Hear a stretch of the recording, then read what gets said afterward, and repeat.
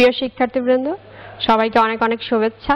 আশা করি সবাই ভালো আছো, সুস্থ আছো। আগের ক্লাসে আমরা প্রকৃতি ও প্রত্যয় সম্পর্কে জেনেছি এবং তারপরের ক্লাসে আমরা গুণ বৃদ্ধি সম্পর্কে আলোচনা করেছিলাম। আজকে আমরা তার পরের অংশ থেকে শুরু করব।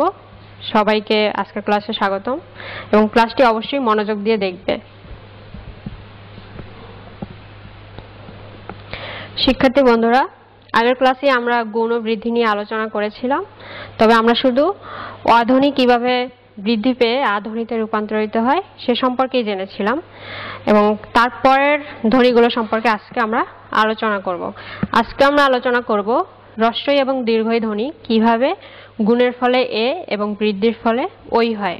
এরপরে আমরা জানব হ্রস্ব এবং দীর্ঘ গুণের ফলে কিভাবে ও হয় এবং বৃদ্ধির ফলে ও হয়। এছাড়া জানবো ঋ ধ্বনি কিভাবে গুণের ফলে অর এবং বৃদ্ধির ফলে আর হয়। তাহলে ক্লাসটি ভালো করে মনোযোগ দিয়ে তোমরা অবশ্যই দেখবে। এরপরের এসে যাই আমরা। প্রথমেই দেখো, আমরা দেখতে পাচ্ছি হ্রস্বই এবং দীর্ঘই ধ্বনি গুণের ফলে কিভাবে এ ধ্বনিতে রূপান্তরিত হয়। প্রথমেই তোমরা দেখছো চেনা এবং কেনা দুটি ক্রিয়াপদ দেখতে পাচ্ছ। চিন যোগ আ থেকে হচ্ছে চেনা, কিন যোগ আ থেকে হচ্ছে কেনা। তাহলে এখানে হ্রস্বই আছে, এখানে কিন্তু পরে এ ধ্বনিতে রূপান্তরিত হয়েছে, হয়ে কি হয়েছে চেনা। আর এখানেও হ্রস্বই থেকে মানে কিন থেকে পরে হয়েছে কেনা, এ ধ্বনিতে রূপান্তরিত হয়েছে। আর এটি হলো কৃৎ প্রত্যয়। কৃৎ প্রত্যয় আমরা কিভাবে চিনব?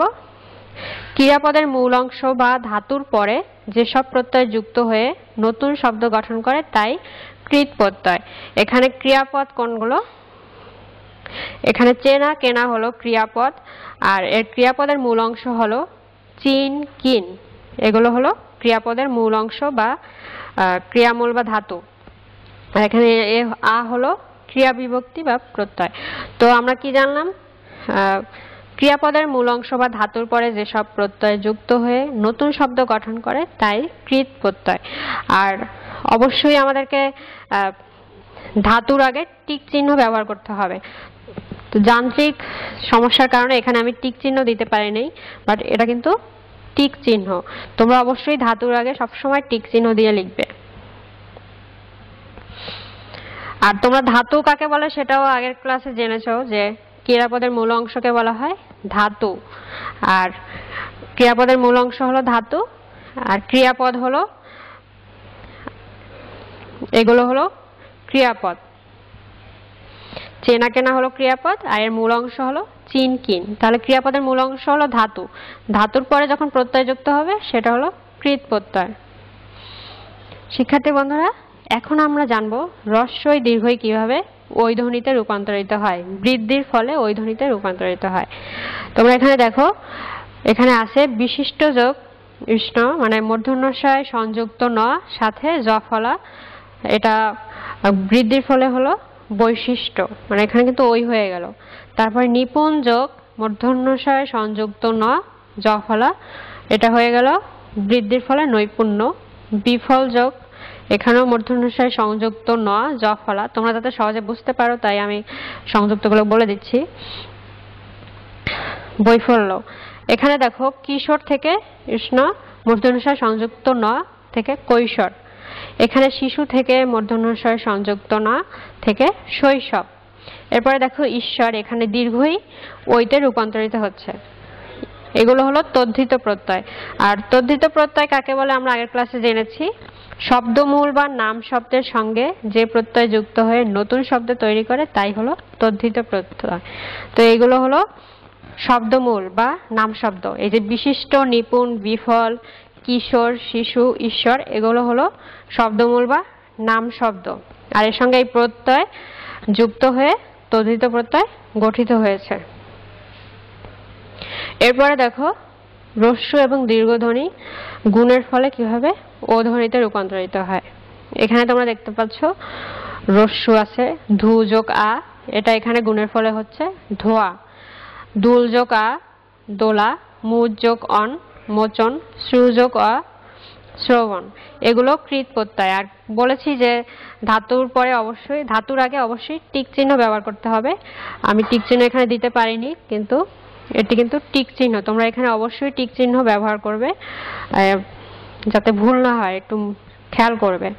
আর এগুলো হলো কৃৎ প্রত্যয়। কৃৎ প্রত্যয় সম্পর্কে তো আগেই বলেছি যে ক্রিয়াপদের মূল অংশ বা ধাতুর পরে যখন প্রত্যয় যুক্ত হয় তাই হলো কৃৎ প্রত্যয়। আর এগুলো হলো এই যে ধু, দুল, মুজ, শ্রু, এগুলো হলো ক্রিয়াপদের মূল অংশ বা ধাতু, এবং এরপরে প্রত্যয় যুক্ত হয়ে কৃৎ প্রত্যয় গঠিত হয়েছে।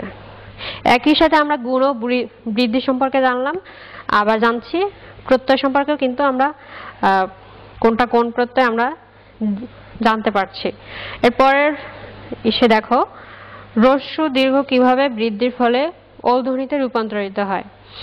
এখানে দেখো মূল যোগ ইষ্ণিক, এখানে দীর্ঘ কিন্তু এখানে ও ধ্বনিতে রূপান্তরিত হয়েছে মৌলিক।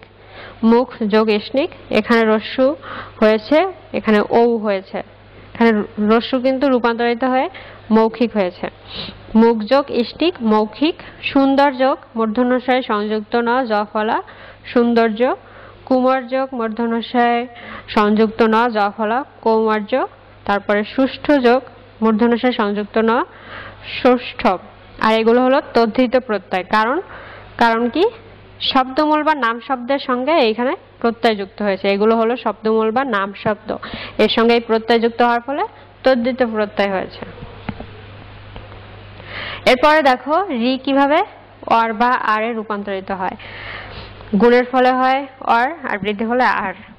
দেখো কর্তা, এখানে ক্রি যোগ তা কর্তা, এখানে এটা কিন্তু টিক চিহ্ন, তোমাদেরকে আগে বলেছি যে টিক চিহ্ন দেওয়া সম্ভব হয়নি বিধায় এখানে আমি তোমাদের বোঝার সুবিধার্থে এটা দিয়েছি।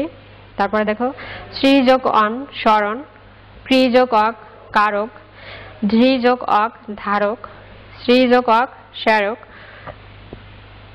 ক্রি যোগ জ্ঞান কার্য, এগুলো হলো কৃৎ প্রত্যয়। কারণ এগুলো ক্রিয়াপদের মূল অংশ বা ধাতুর পরে, এখানে এটা হলো ক্রিয়াপদের মূল অংশ, এরপরে বা ধাতুর পরে এখানে প্রত্যয় যুক্ত হয়েছে। ক্রিয়াপদের মূল অংশ বা ধাতুর পরে প্রত্যয় যুক্ত হলো সেটা অবশ্যই কৃৎ প্রত্যয়। আর ধাতুর আগে অবশ্যই তোমরা টিক চিহ্ন ব্যবহার করবে। এরপরে দেখো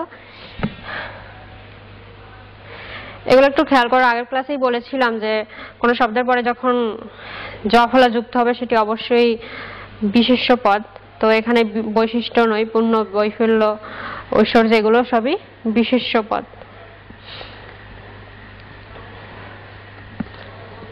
শিক্ষার্থী বন্ধুরা তোমরা নিশ্চয়ই বুঝেছো। একই সাথে আমি কিন্তু প্রত্যয় সম্পর্কে ও কৃৎ প্রত্যয় এবং তদ্ধিত প্রত্যয় সম্পর্কেও আলোচনা করেছি। আবার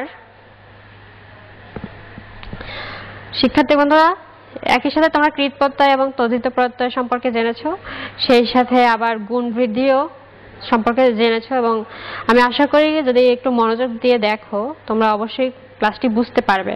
আর না বুঝলে অবশ্যই আমাকে ভাইবারে মেসেজ দেবে বা ফোন করে জিজ্ঞেস করবে। আর কৃৎ প্রত্যয় এবং তদ্ধিত প্রত্যয় সম্পর্কে আশা করি তোমাদের একটু ক্লিয়ার হয়েছে। পরের ক্লাসে আমরা বিস্তারিত আবার ভালো করে আলোচনা করব। আজকে এ পর্যন্তই। সবাই অবশ্যই ক্লাসটি মনোযোগ দিয়ে দেখবে। ভালো থেকো, সুস্থ থেকো।